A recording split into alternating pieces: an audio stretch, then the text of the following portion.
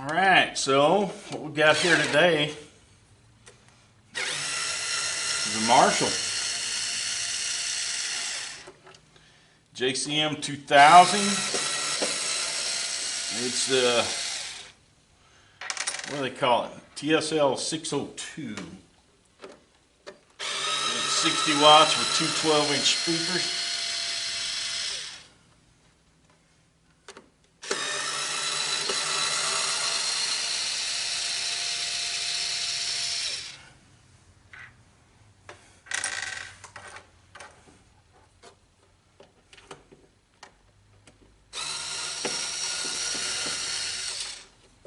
What are we doing? Well, what we're doing is we're going to check it out and make sure that everything obvious is okay before we power it up. Now, I've already checked the fuses, and both the fuses are good and correct, so that's heartening.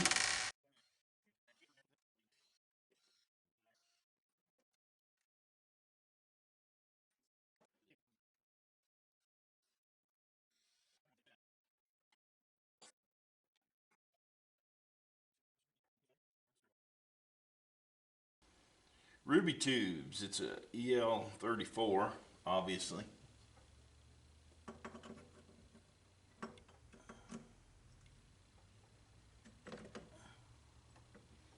Preamp tubes, they're all in place. What we got here?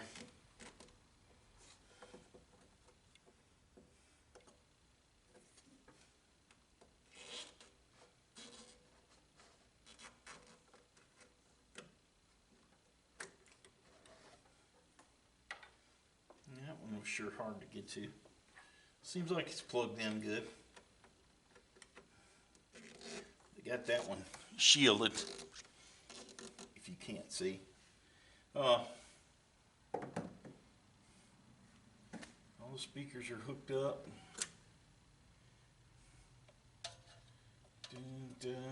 Okay.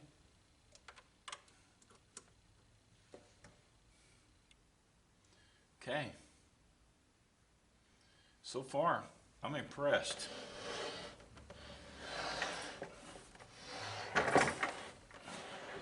Now, let's see if that impression continues. Make sure it's powered down. Standby on. Power on. Okay.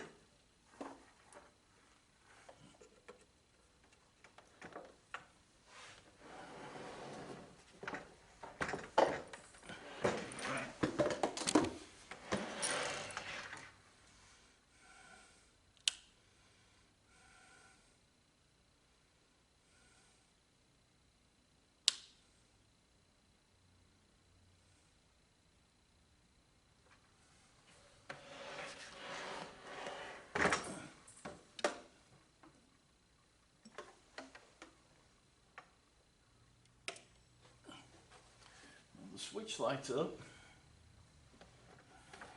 I'll let you see.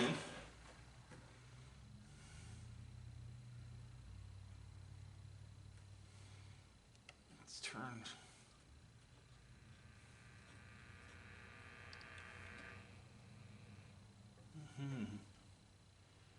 That's the gain stage. Got some dirty pots.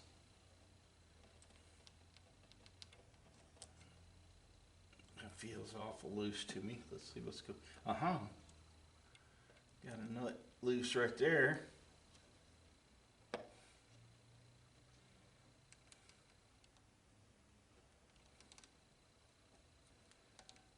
There's a little bit of. I don't know if you can hear it or not. There's a little bit of noise in there.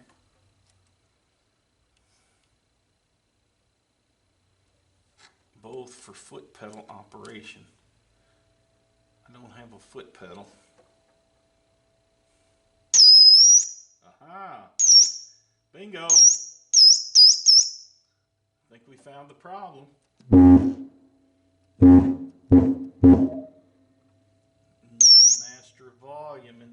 section. Let's see what's going on here.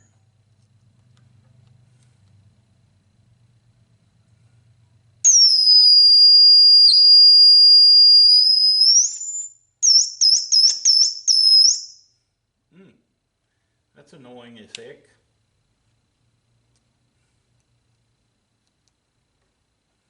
Reverb. Let's turn that all the way off. Overdrive reverb off.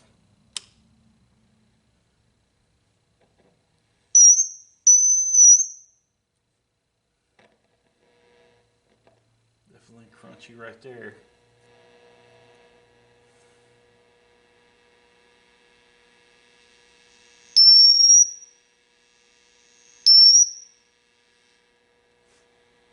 Now this reminds me of something.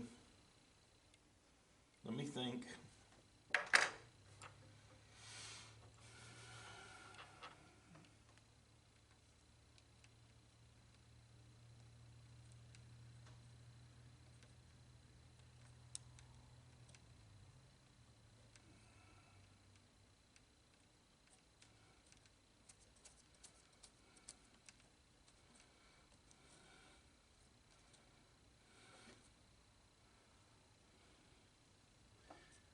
Put that back on there.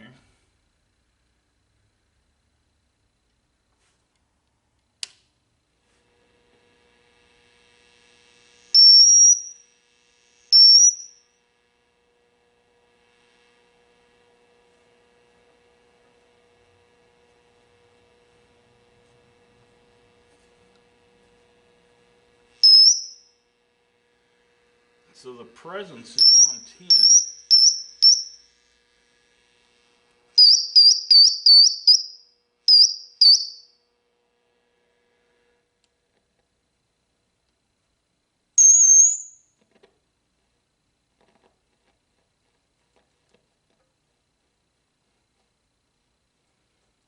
Well, that master volume's cleaning up pretty good with a little bit of working.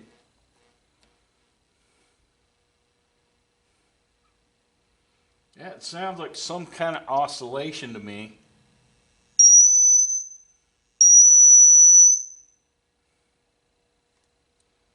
Now, whether it's going to be hard to find or not, I have no idea.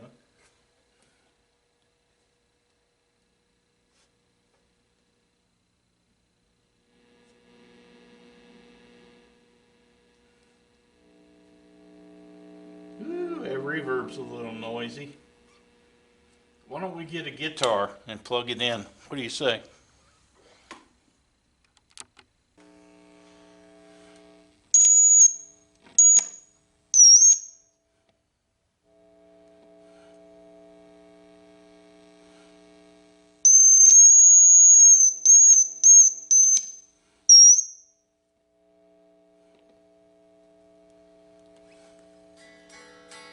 Okay, we got nothing. I want you to hear this though.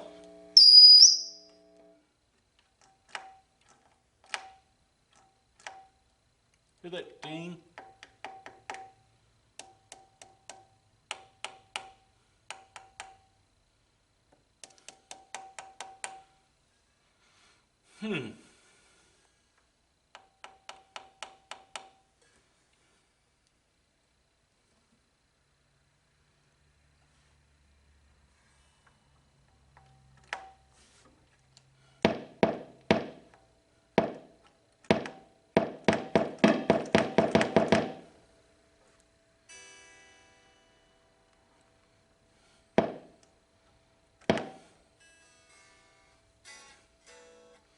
All right, I guess we're gonna have to take it out of the chassis.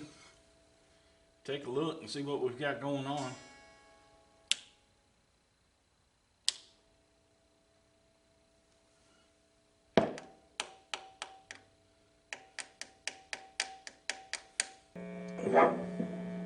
Okay, so it took a minute. Learned how to use the selectors. I also unplugged the reverb tank from the back. We've got something going on with that reverb tank. I'm gonna take it out and take a look at it. We've still got something going on with this presence, causing an oscillation somewhere. But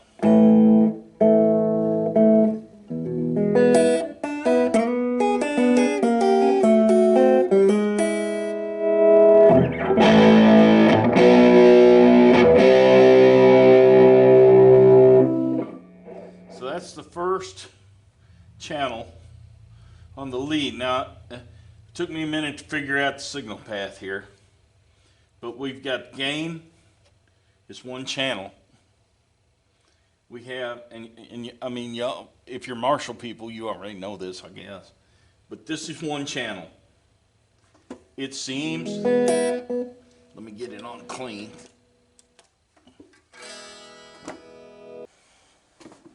Okay. So,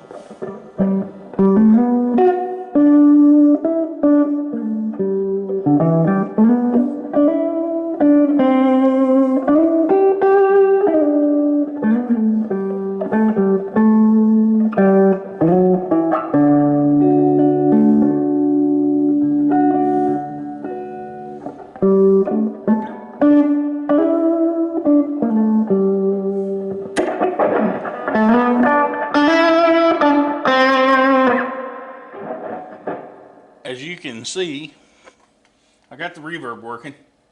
Now, I will tell you that I don't know whether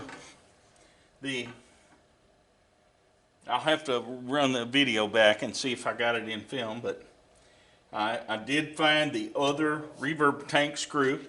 You may have noticed it on here. It was stuck to this magnet up here, okay?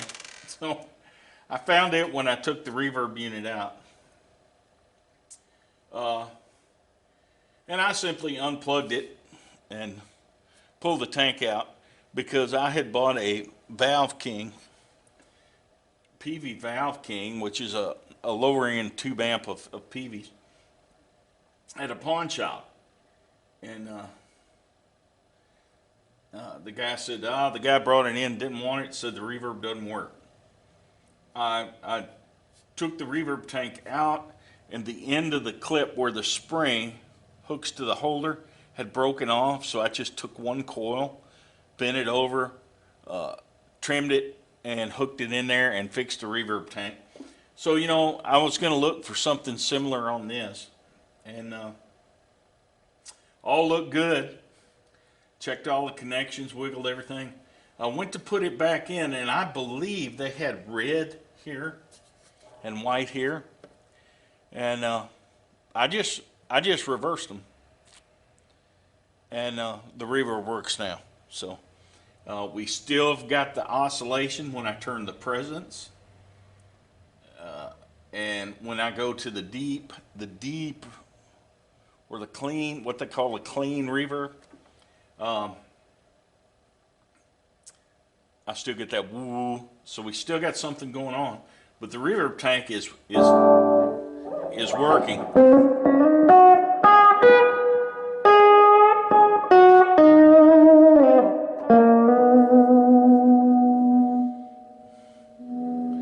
Well, I got that booger tuned up. This guitar's on about 1.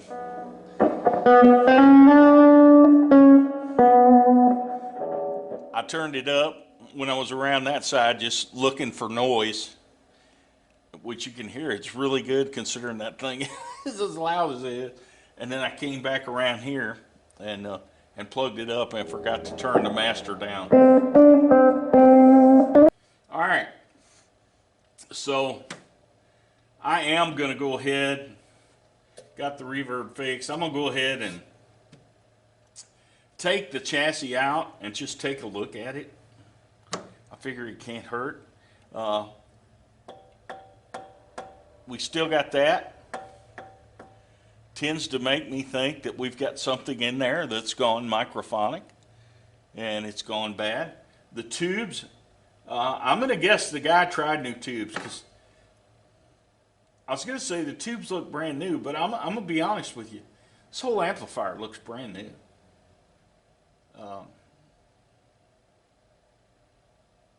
I don't know. I don't know.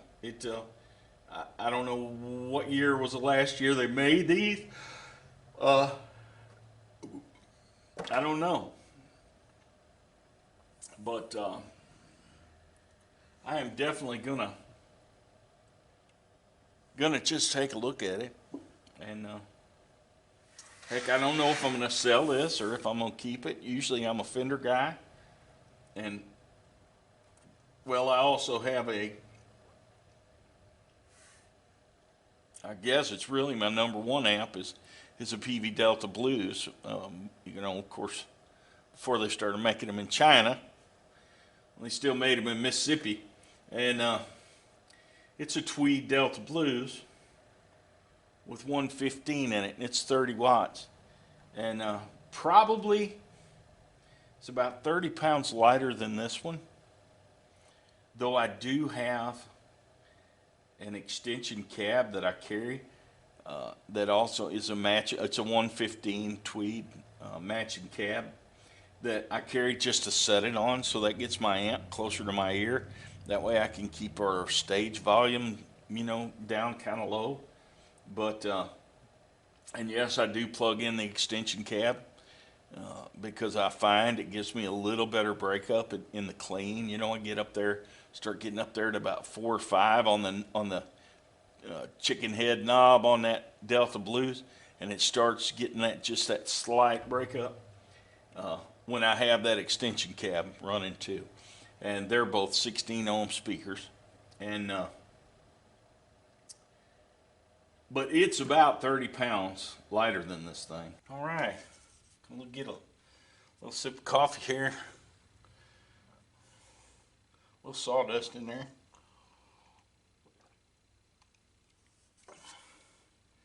I don't guess that'll hurt anything.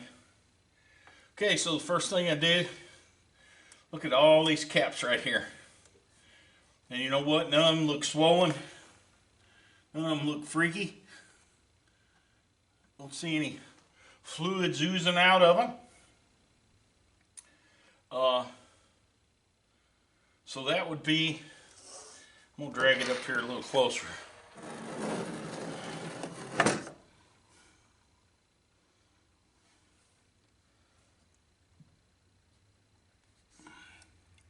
So this switch and that weird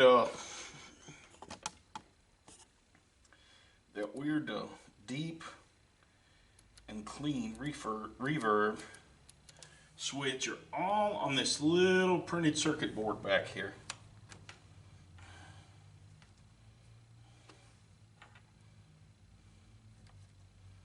And it actually feels a little loose. Those are loose. And y'all, somebody has been into this amp before. I don't know if I let you know, but they definitely have been into it before. Probably looking for this problem. And probably gave up.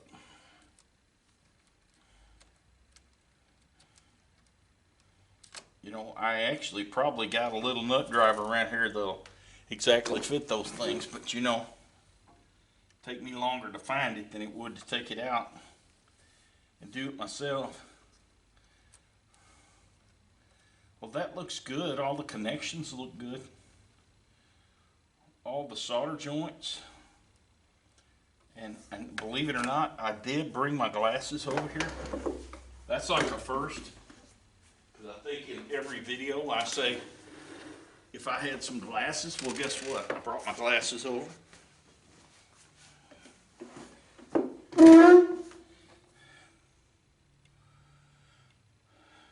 See if I see anything that looks like a broken or a cold solder joint.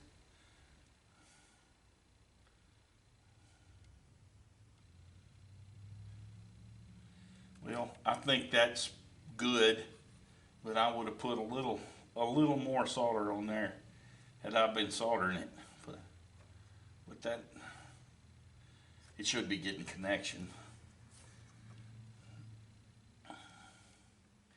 It just looks like a kind of joint that would be saying, more solder please. Can I get seconds? Resistors aren't, they don't look hot, like it's gotten hot.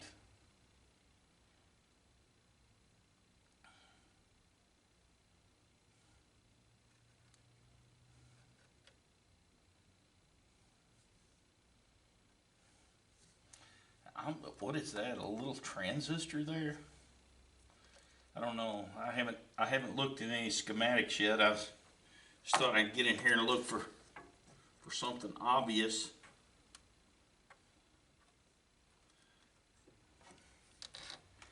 Man, if you thought this thing looked brand new on the outside, it really looks brand new on the inside.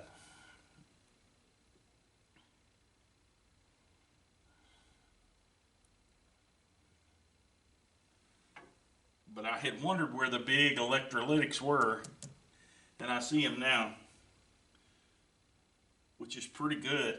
I mean, they're making these things so small now. 315 watts at,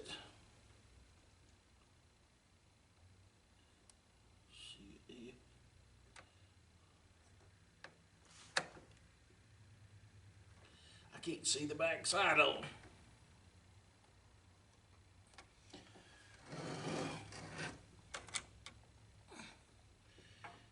At 330 microfarads, 315 volts, and 330 microfarads.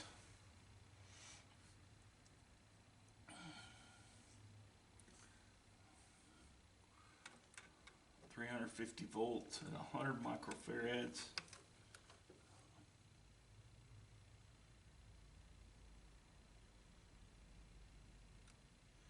And everything in here just looks absolutely awesome.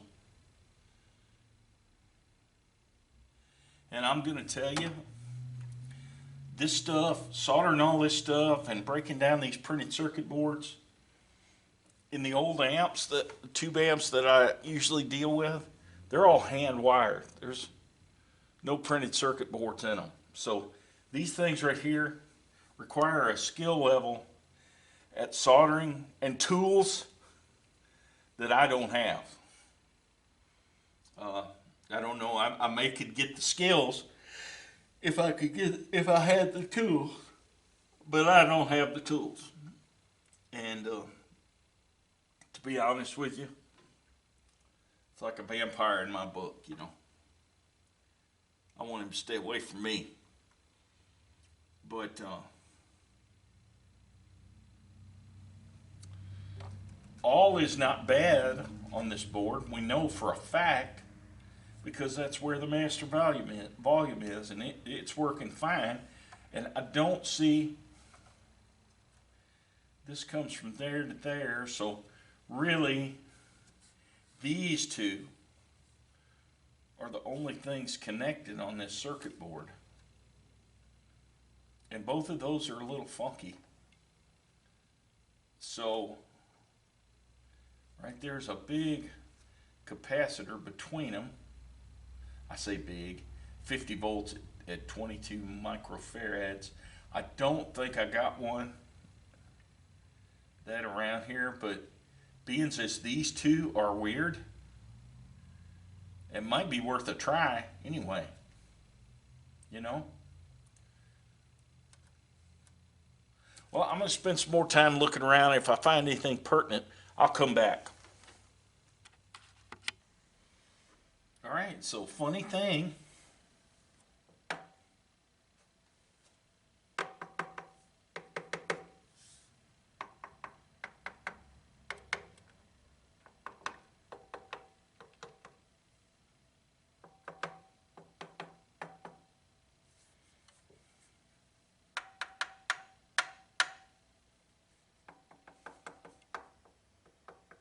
I'm really not hearing it through the speakers. I think it's just it may be the tube holders. They've got the push-up springy ones.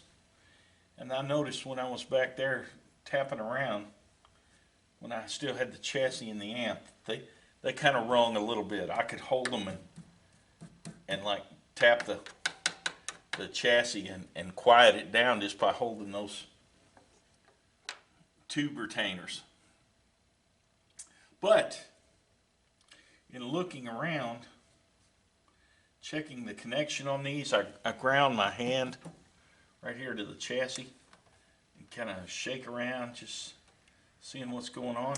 And this has a charge coming through it right here. I'm feeling a little tingle. I'm going to get my meter and see what we got coming off here. I'll be back in a flash. All right, so an important lesson. Probably shouldn't be in these if you don't know what you're doing. I'm an exception because I'm a professional. No, I'm just stupid enough to do this without having a good grasp of what's going on. But I will tell you this: as long as you keep one hand off there and no other part of your body is grounded, like I can touch this all day long and it doesn't bother me. It's only when I let my hand lay here that I feel. So you don't want a charge going across your heart. That's what kills people. But right here, I can definitely feel some DC voltage. And the better ground I get right here, the stronger it gets. I mean, it's really got a tingle. And I'm going to show you what we've got here. And I don't know, let me set that where maybe you can see that meter.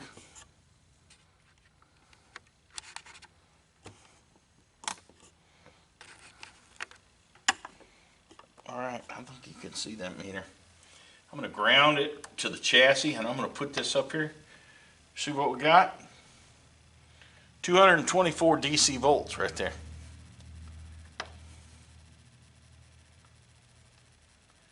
Not a good thing to get that running through you. So, and you know, I'm fairly confident that capacitor is not supposed to be carrying a charge to the outside of the can that it's in. There's some negative DC volts. What is that? 2?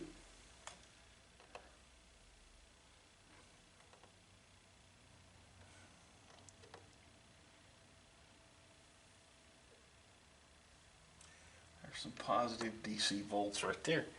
26. 26. Wait, let me see if those are positive. No, those 26 negative. 26 negative.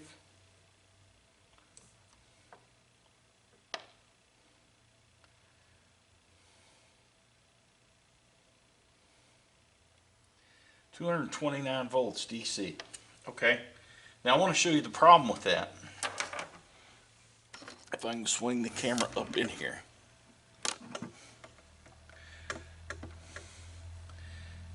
Now I'm not going to ground myself. So right there, see where I'm pointing? Do you see how that's in there? It's soldered to that circuit board.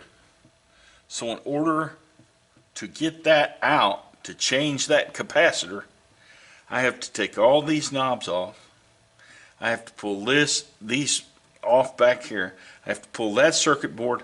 I have to pull that circuit board. I have to flip this over and unsolder it from that, taking all this stuff out of this chassis. Unsolder it from there, replace that, then put everything back together just to see if it's working. If it's not working, guess what? You have to do all that over again when you figure out what is working. So you can see why guys who do this charge $80 an hour to work on these things, because it's a pain in the butarchy. And you know, at least with the, I'm getting 230 right there. So you know, see that? You definitely don't want to stick your tongue to that one, okay? So, what am I going to do? Well, I'm going to get some schematics. There's -2, -1.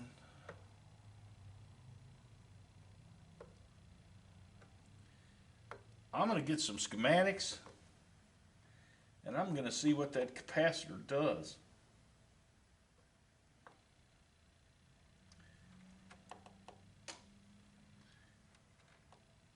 And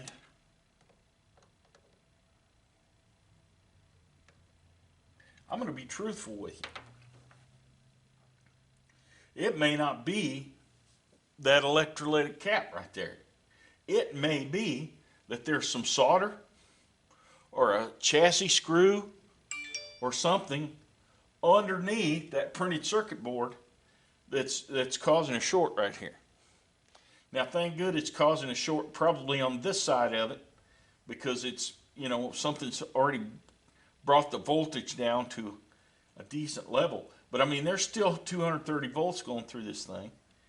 And is it going directly to the chassis? It's not. It's getting sucked up somewhere else, obviously. Or, because if it was directly shorted to the chassis, we'd be blowing fuses. But obviously, whatever it's coming out of is running to another cap. That's just, to me, that's just, I don't think I've ever seen that.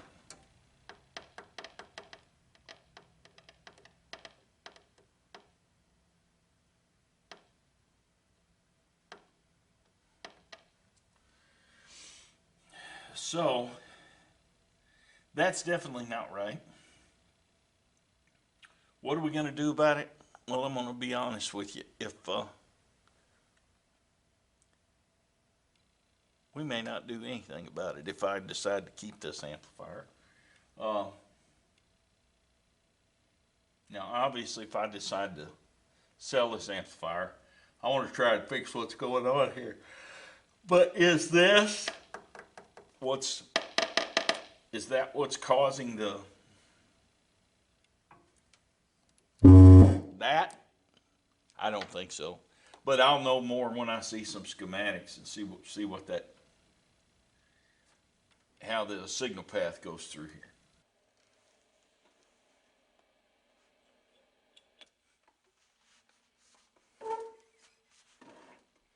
All right, we're going to start this out clean with a little bit of reverb. Okay, a lot of reverb.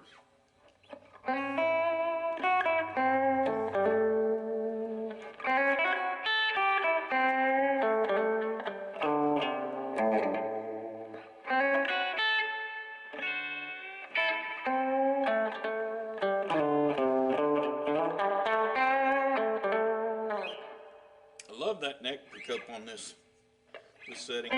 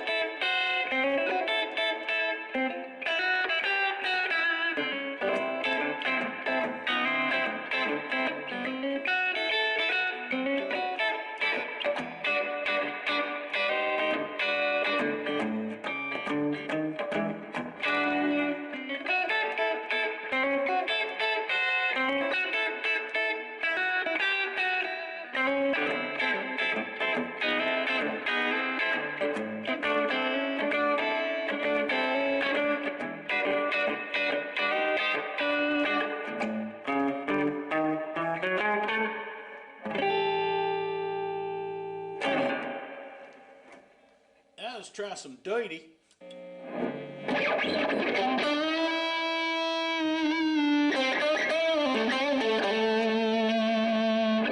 That's still a neck pickup. Listen up here.